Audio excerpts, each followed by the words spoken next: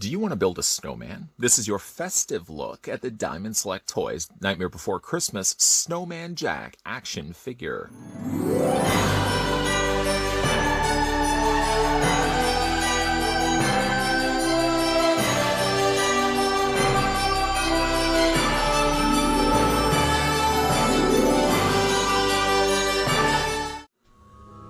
The Pumpkin King of Halloween, Jack Skellington, is the de facto leader of Halloween Town, advising the mayor and planning out each year's festivities well in advance. But while he's the master of all things spooky, he wants something more, and an unplanned trip to Christmas Town has him reconsidering his chosen path. This action figure of Snowman Jack from Tim Burton's Nightmare Before Christmas features multiple points of articulation. It was sculpted by Cortez Studios.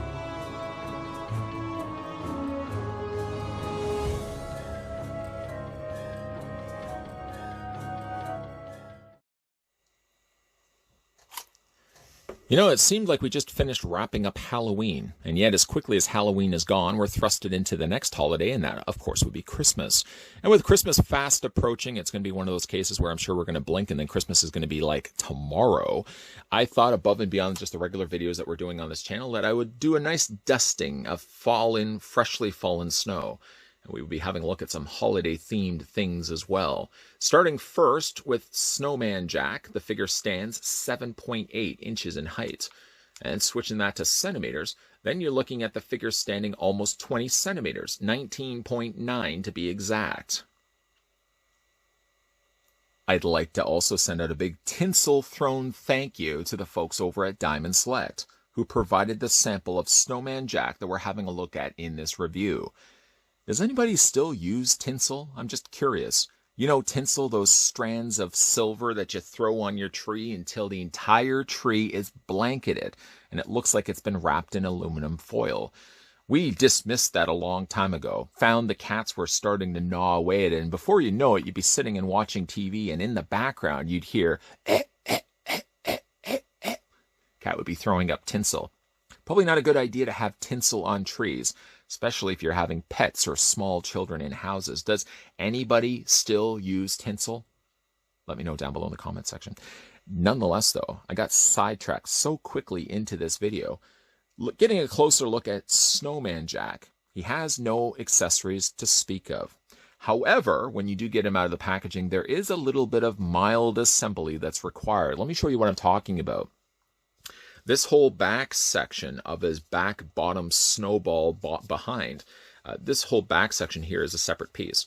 Now, I'm not going to I don't want to take this apart too often for the risk that I'm going to break a peg. But it's just to show you, like, this whole back end is a separate piece. And all you literally just do is you line the holes up to the pegs. It's a little more difficult to take this off. I mean, really, the intended plan is you're not going to be doing this too often. You're probably going to be doing it once and only once. And then you're just going to be leaving it be. But I just wanted to show you, like, this whole back section. Yeah, it's a separate piece. That being said, you just sandwich the two together. There is going to be, yes, a notable seam here on the sides. I mean, providing you're looking at it from the front, I mean, no one's going to be none the wiser to the fact that it consisted of two halves, unless, of course, you draw people's attention to it. Hey, look at everybody. Look at Jack Skellington's side seam. Everybody's like, well, I do notice it now, but you didn't really need to bring it to our attention. I'm sure something else I could bring to your attention, even though you've already spotted it for yourself. You guys are very smart viewers. You'll notice that he has no legs to speak of. The whole bottom end of him is just hollow, just a hollow cavity. Hello? Hello? Is this the spirit of Christmas? I hope not. That would be a pretty bleak-looking spirit of Christmas. But like I said, the whole bottom end of it is just plastic, like two shells of plastic sandwiched together. I did notice, though, when I am rotating the mid area of Jack's body, that sometimes this seam starts to spread itself a little bit.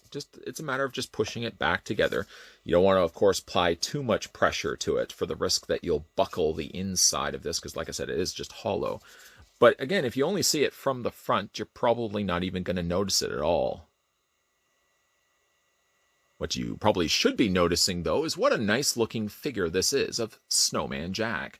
Now, of course, his body would be underneath all this. Instead, what they've just given us is these orbs of snow, this is how you make a snowman. I mean, I'm not going to get into the basics of how to build a snowman, but usually the rule of thumb is the bottom is the biggest ball, followed by the mid ball is a little bit slightly smaller than that. And then usually, unless you're somebody that wants to step up their game to the advanced category of building a snowman, usually this would be relegated to the head of the snowman. In this case, we've got one extra on top, which is Jack Skellington's head.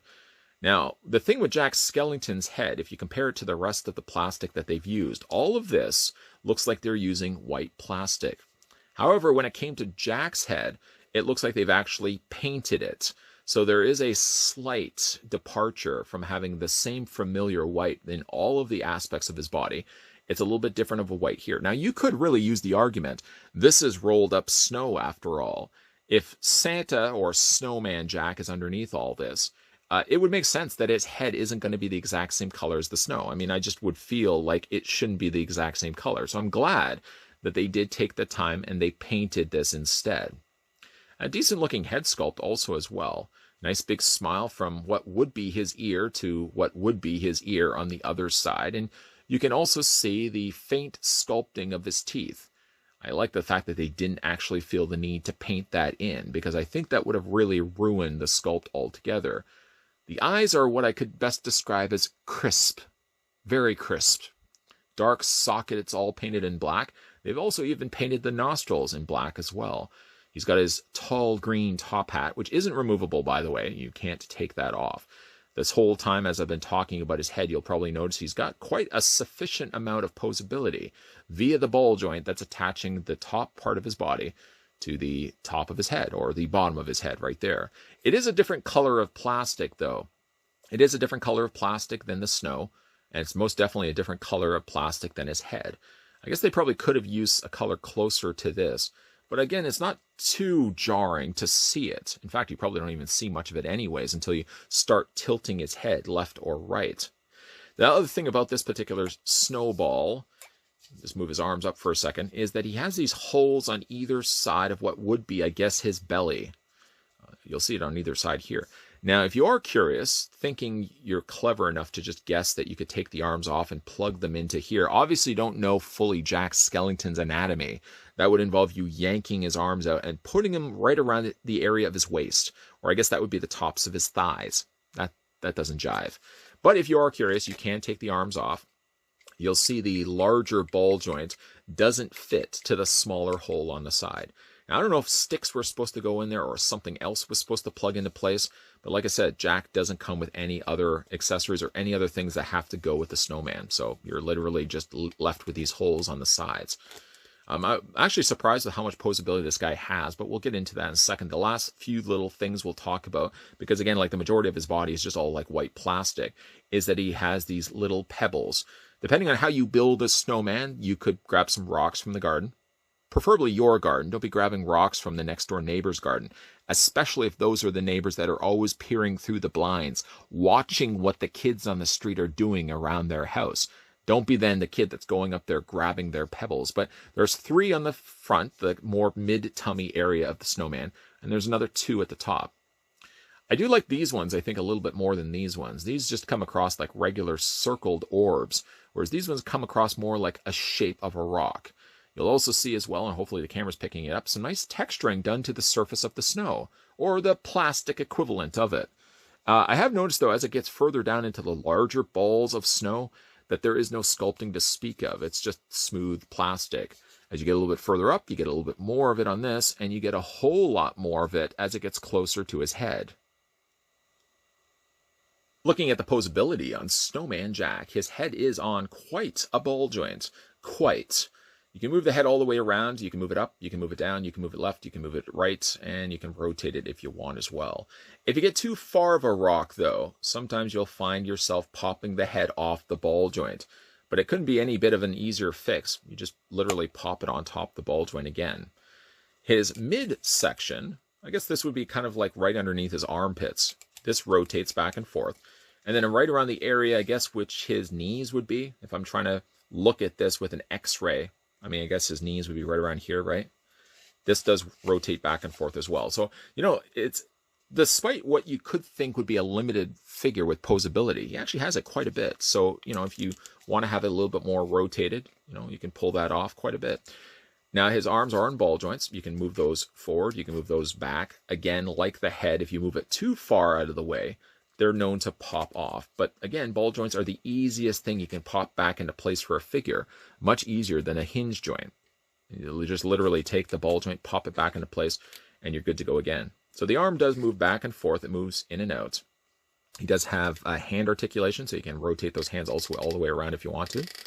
So if you want to have his hands more in a gestured pose, I suppose you could pull that off. The only thing that the figure doesn't have, obviously not stating the obvious, is the fact he doesn't have the legs underneath that, is he doesn't have elbow articulation. I'm kind of glad that they didn't use elbow articulation, just simply because he's already got spindly arms to start off with. You start throwing hinge joints in there. Well, we have gotten that with other Nightmare Before Christmas figures from Diamond Select. But I'm glad when it comes to this guy, he doesn't really need necessarily hinge joints in the arms. He does it more than enough in the shoulders, and then he has some additional in the hands. I really don't think he ever needed really articulation here, so they didn't include it. So even though, yes, he is a little limited with what you can actually do with him, I'm really still surprised that you can rotate those balls of snow. Yes, you may want to still line everything up, and you may also want to line it up in such a way that you're not going to be seeing the seam on the side, on the bottom of the ball. But he's a really fun-looking figure. And again, different to the other Nightmare Before Christmas figures that we've gotten from Diamond Select. And this one is ideal for not all year round, but certainly those Nightmare Before Christmas figures that you want to bring out specifically during Christmas. None fit the profile better, short of maybe Santa Jack, than Snowman Jack here, because he just personifies Christmas for me. Now, I am of the school that consider Nightmare Before Christmas to be a Christmas movie rather than a Halloween movie. This is a topic that often splits the fandom of this film because some people consider it to be a Halloween movie. And hey, all the power to you. But I would say as an opposing argument to that, Christmas, after all, is in the title.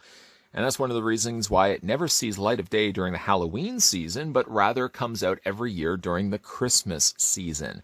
And what a better figure to personify Christmas, short of Santa Jack. Here's Snowman Jack.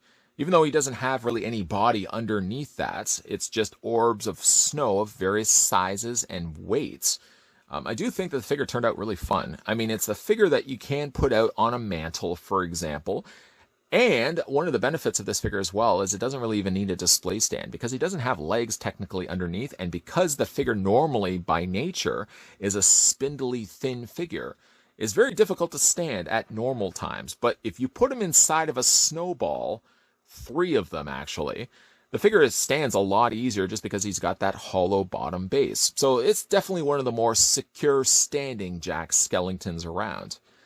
The fact that he does have those 3 individual points of articulation, I'm talking about the head, I'm talking about the mid-torso, and I'm sort of talking about that waist area that would be the belly of the snowman, does add some additional posability that I really didn't think was going to even be in the figure in the first place.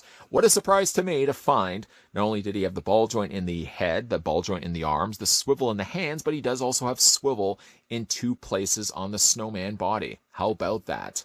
Big fan of this figure. I like this one quite a bit. And a big thank you, again, to the folks over at Diamond Select, who will probably avoid using the tinsel on their trees for the same reasonings as well. Cat barf everywhere, and it's got little tinsel in it. I mean, it's decorative looking barf, I'll give it that, but nobody really wants to have to clean up tinsel all in the cat's upchuck. Do you have tinsel on your trees? Let me know. That's a question I could pose to you, the viewing audience. If you do, you probably want to keep that off. Probably take it off for this year for animals, children.